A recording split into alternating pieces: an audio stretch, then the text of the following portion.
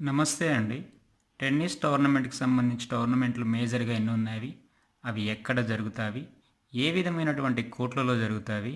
అదేవిధంగా 2019కి సంబంధించినటువంటి men's and women's singles విజేతలెవరనేది చాలా సులభమైన పద్ధతిలో తెలుసుకోవడానికి వీడియో మొత్తం చూడండి. మొత్తంగా 4 మేజర్ టోర్నమెంట్స్ ఉంటాయండి. ఒకటి Australian open, French open, Wimbledon, US open.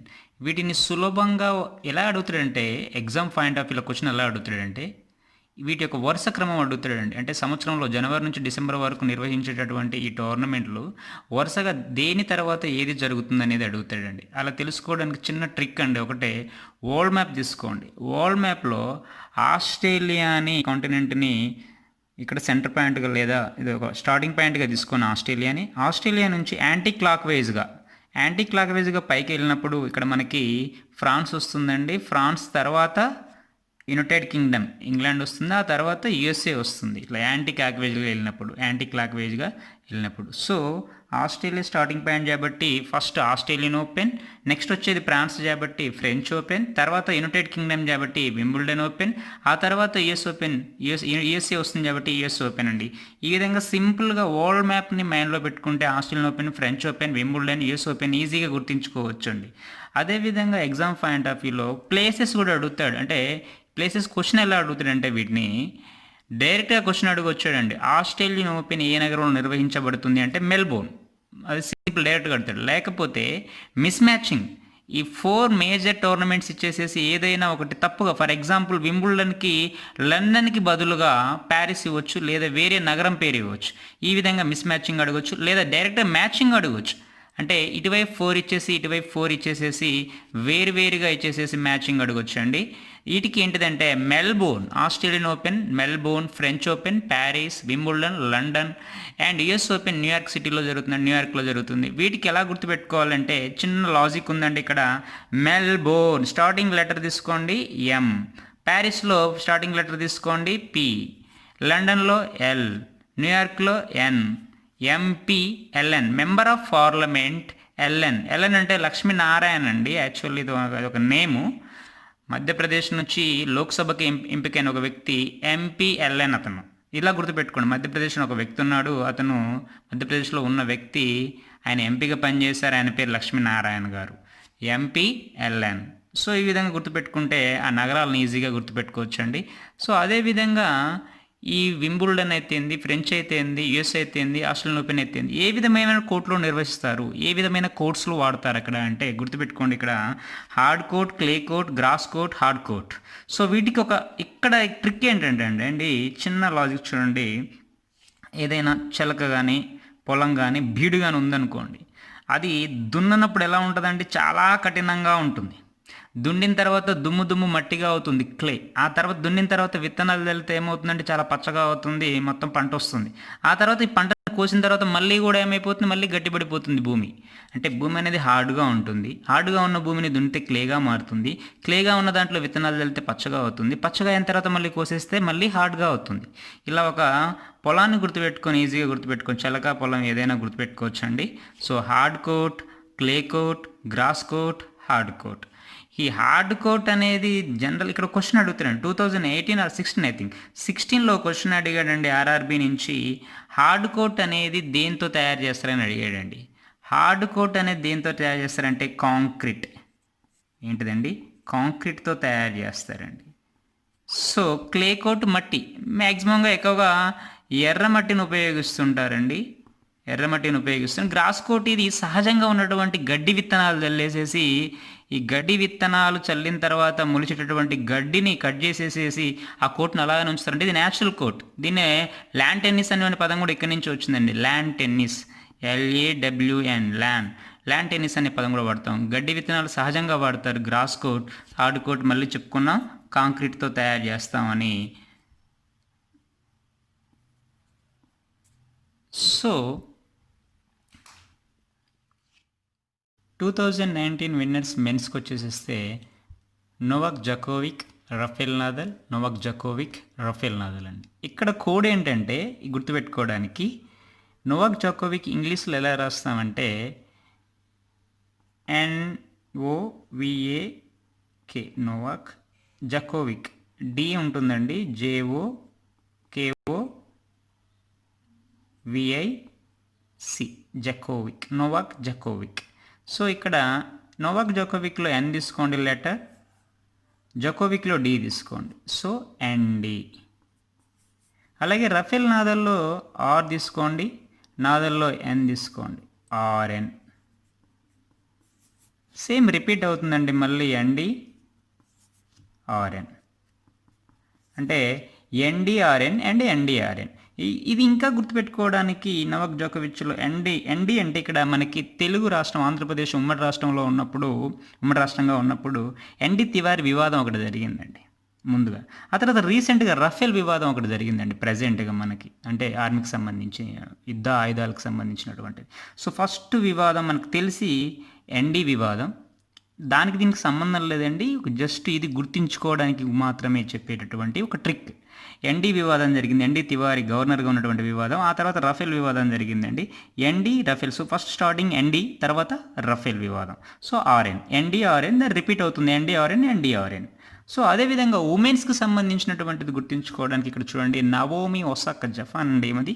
So Naomi Osaka N, ఒసాకాలో O, Ashleigh Barty AB, Simona Halep SH, Bianca Andreescu BA.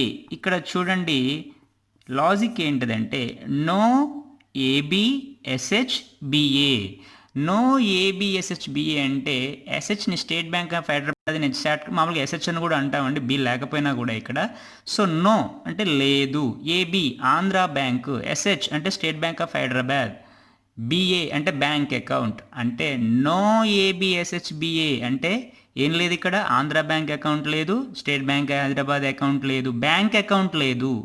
No ABSHBA bank account లేదు. సో ఇది గుర్తుపెట్టుకుంటే నో ABSHBA అంటే ఇక్కడ ఏ విధమైనటువంటి Andhra bank and SH bank సంబంధించినటువంటి bank accounts రెండు కూడా లేవని వస్తుంది. Naomi Osaka, Ashleigh Barty, Simona Halep, Bianca Andreescu. కాకపోతే ఈ నేమ్స్ని ఒకసారి చదువుకోవాల్సిన అవసరం ఉంటుందండి.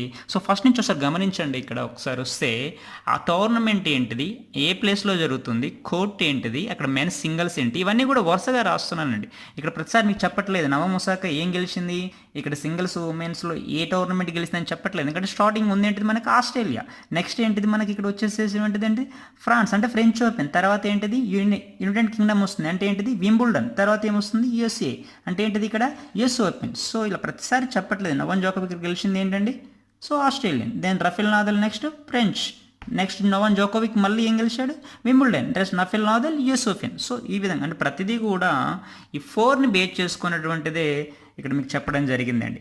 అదేవిధంగా ఇంకో కొన్ని విషయాలు చూడమండి. ఇక్కడ క్వశ్చన్స్ అడిగితే ఇంకా ఇక్కడ కోర్టు గురించి అడిగాడు అనుకోండి, ఫర్ ఎగ్జాంపుల్ కోర్టుకు సంబంధించినటువంటి క్వశ్చన్స్ ఎలా అడుగుతాడంటే లెంత్, వాటి యొక్క డైమెన్షన్స్ అడుగుతాడండి, అంటే కొలతలకు సంబంధించినటువంటి అడుగుతాడు, కోర్టు యొక్క కొలతలకు సంబంధించినటువంటి అడుగుతాడండి. సింగిల్స్కి సంబంధించినటువంటి అండ్ డబుల్స్కు సంబంధించినటువంటి ఇక్కడ కొలతలు రెండు కూడా అడుగుతాడండి. సింగిల్స్కి సంబంధించింది ఎలా ఉంటుందంటే, సింగిల్స్కి సంబంధించిన కొలత ఇక్కడ మామూలు జనరల్ 78 feet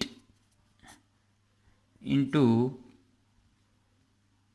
27 feet అండి. అదే డబుల్స్కు సంబంధించి 78 feet అలానే ఉంటుంది. ఇక్కడ మాత్రం ఇంకొక 9 feet అనేది పెరుగుతుందండి, 36 feet. అది ఎలా అంటే చూడండి ఒకసారి మీకు కోర్ట్ చూపిస్తాను.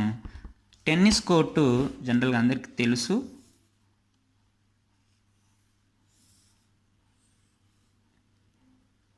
ఇక్కడ నెట్ ఉంటుందండి, ఇది నెట్, ఇది నెట్.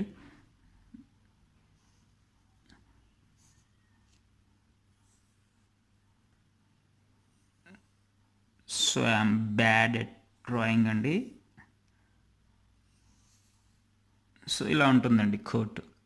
సో ఇది నెట్ అండి, ఇది ఇటువైపు, ఇది ఇటువైపు. ఇక్కడ 4.5 feet ఉంటుందండి, 4.5 feet. ఇక్కడి నుంచి ఇక్కడి వరకు లెంత్ వచ్చేసరికి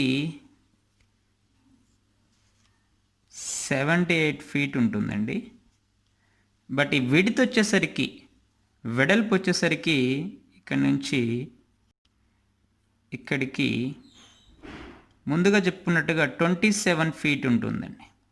బట్ ఇక్కడ ఉన్నటువంటి 4.5, ఇక్కడ ఉన్నటువంటి 4.5 కలిపితే ఇంకొక 9 ప్లస్ అవుతుంది. టోటల్ ఇక్కడి నుంచి తీసుకున్నట్లయితే 36 ఫీట్ అండి. ఇది డబుల్స్కి సంబంధించి, డబుల్స్ ఇక్కడ దాకా ఉంటుందండి, సింగిల్స్కి ఇక్కడ వరకే ఉంటుంది. సో ఈ విధంగా కోట్లకు సంబంధించినటువంటి కొలతలను కూడా అడిగేటటువంటి అవకాశం ఉందండి ఎగ్జామ్ పాయింట్ ఆఫ్ వ్యూలో. అదేవిధంగా కొన్ని క్వశ్చన్లు చూద్దామండి. ఇంకా అసలు షార్ప్గా ఏమైనా అడుగుతాడా, డైరెక్ట్ క్వశ్చన్స్ అంటే ఇక్కడ అసలు ఏ దేశంలో టెన్నిస్ అనేది ఆవిర్భవించింది అనేటువంటి ప్రశ్న అడగవచ్చండి. In which country tennis originated అని అడుగుతాడు. అడిగితే డైరెక్ట్గా పెట్టేయండి విచ్ కంట్రీ అన్నప్పుడు మాత్రం ఫ్రాన్స్ అండి. ఫ్రాన్స్లో మొట్టమొదటిగా టెన్నిస్ అనేది ఆవిర్భవించింది, ఆరిజినేటెడ్. దెన్ ఇంకో విధంగా అడుగుతాడండి, ఇదే ఆవిర్భవించిందనే పదవిని వెంటనే కన్ఫ్యూజ్ కామాకండి. అక్కడ మామూలుగా in which country tennis originated అని అడిగాడా, ఏ దేశంలో టెన్నిస్ అనేది ఆవిర్భించిందని అడిగాడా, లేకపోతే ఆధునిక టెన్నిస్ అని అడిగాడా, modern tennis, in which country modern tennis అని కూడా అడుగుతాడండి. మోడ్రన్ టెన్నిస్కి వచ్చేసరికి మోడ్రన్ టెన్నిస్ ఆరిజినేటెడ్ ఇంగ్లాండ్ అండి, ఇంగ్లాండ్. సో ఇక్కడ 2 క్వశ్చన్స్ అండి. ఆరిజినేట్ అనగానే కన్ఫ్యూజ్ అవ్వద్దు.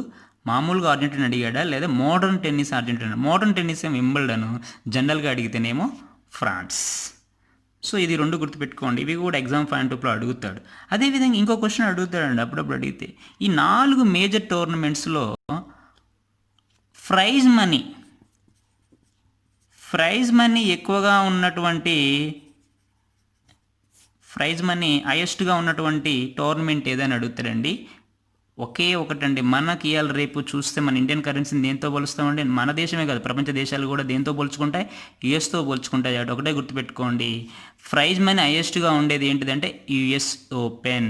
ప్రైజ్ మనీ హైయెస్ట్ కంట్రీ ఏంటిది ఇక్కడ, ఏ టోర్నమెంట్, యుఎస్ ఓపెన్. ఫస్ట్ అసలు ఎక్కడ ఇది ఆవిర్భవించింది, ఫ్రాన్స్. మోడర్న్ టెన్నిస్ ఎక్కడండి, ఇంగ్లాండ్. సో ఇంకో క్వశ్చన్ కూడా అడుగుతాడండి ఇక్కడ నుంచి, ఈ 4 టోర్నమెంట్లలో అతి ప్రాచీన టోర్నమెంట్ ఏదని. అంటే అసలు ఫస్ట్ ఏ టోర్నమెంట్ ఇక్కడ స్టార్ట్ అయిందంటే అది కూడా వింబుల్డన్ అండి. అంటే మోడర్న్ టెన్నిస్ ఎక్కడైతే ఆవిర్భవించిందో ఈ 4 టోర్నమెంట్లలో ఉన్నటువంటిది టోర్నమెంట్ ఏంటంటే వింబుల్డన్. ఇక్కడ చిన్న లాజిక్ అండి, మోడర్న్ టెన్నిస్ ఆరిజినేట్ అయింది ఇక్కడ ఇంగ్లాండ్లో. సో ఇంగ్లాండ్లోనే వింబుల్డన్ ఉంది. అంటే ఈ టోర్నమెంట్ ఉండడానికి అవకాశం ఉంటుందండి. మోడర్న్ అంటే ఈ టోర్నమెంట్లలో మోడర్న్ ఏంటంటే వింబుల్డన్. సో ఇలా గుర్తుపెట్టుకోండి, ఇంగ్లాండ్లో మోడర్న్ టెన్నిస్ ఆవిర్భవించింది. అతి ప్రాచీనటువంటి టెన్నిస్ టోర్నమెంట్ ఈ 4 ఏంటంటే వింబుల్డనే. అతి ఎక్కువ ప్రైజ్ మనీ కలిగింది యుఎస్ ఓపెన్. అసలు ఫస్ట్ స్టార్టింగ్ టెన్నిస్ ఎక్కడంటే ఫ్రాన్స్. అదేవిధంగా ఈ కోర్టుకు సంబంధించినటువంటి డైమెన్షన్స్ అండి, కొలతలు ఇవి. ఇంకా ఏమైనా అడుగుతాడా వీటి నుంచి అంటే, వీటికి సంబంధించినటువంటి ఆటకు సంబంధించినటువంటి పదాలను అడుగుతాడండి. ఫర్ ఎగ్జాంపుల్ ఒక చిన్నది చెప్తాను, ఇక్కడ మొత్తం పదాల గురించి మాట్లాడుతలే, వేరే మళ్ళీ నెక్స్ట్ వీడియోలో చెప్పుకుందాం. ఒక మెయిన్ ఇంపార్టెంట్ క్వశ్చన్ ఏంటంటే ఇక్కడ వ్యాలీ అని అడుగుతాడండి. వ్యాలీ. సో నాట్ ర్యాలీ అండి, ర్యాలీ కాదు, వ్యాలీ. ర్యాలీ కాదు, వ్యాలీ. వాలీ అంటే ఇక్కడ మనకి వాలీ అంటే ఏంటంటే ఈ కోర్ట్లో నుంచి చూడండి, ఈ కోర్ట్లో నుంచి సర్వ్ చేసినప్పుడు, కొట్టినప్పుడు, మామూలుగా ఆడుతున్నప్పుడు ఇక్కడ ఉన్నటువంటి ప్లేయర్ బాల్ని కొట్టినప్పుడు ఈ కోర్ట్లో బౌన్స్ అయ్యి ఇక్కడ ఉన్న ప్లేయర్ దీన్ని కొడితే మళ్ళీ ఇక్కడ వచ్చేస్తుంది. కానీ ఈ కోర్ట్లో ఉన్న ప్లేయర్ ఈ బాల్ని ఇక్కడ కొట్టినప్పుడు ఈ కోర్ట్లో పడక ముందుకే, అంటే ఇక్కడ బౌన్స్ ఈ కోర్ట్లో టచ్ కాలేదు, ఇంకా ఈ కోర్ట్లో టచ్ కాకపోయినా గాల్లో ఉన్న బాల్ని, టెన్నిస్ బాల్ని ఇక్కడున్న ప్లేయర్ దానిని అవతల కోర్టులోకి పంపించేటట్టు అనుకోండి, దాన్ని వ్యాలీ అంటామండి. సో వ్యాలీ అనే పదం ఎక్కడ వాడతారు అంటే అది టెన్నిస్ అని గుర్తుపెట్టుకోండి. ఈ పదం ఎక్కువగా అడుగుతుంటాడు వ్యాలీ, ఎందుకంటే ర్యాలీ అనే పదానికి ఇది కొద్దిగా ప్రొనౌన్సియేషన్ ర్యాలీకి వ్యాలీకి కొద్దిగా సంబంధం ఉన్నట్టుగా ఉంటుంది. అంటే ప్రొనౌన్సియేషన్ ఒకేలా ఉంటుంది, ప్రొనౌన్సియేషన్. ఎనీవే మీకు ఈ వీడియో నచ్చినట్లయితే సబ్స్క్రైబ్ చేయండి, లైక్ చేయండి, మీ సలహాలని కామెంట్ల రూపంలో తెలియజేయండి. Thank you once again.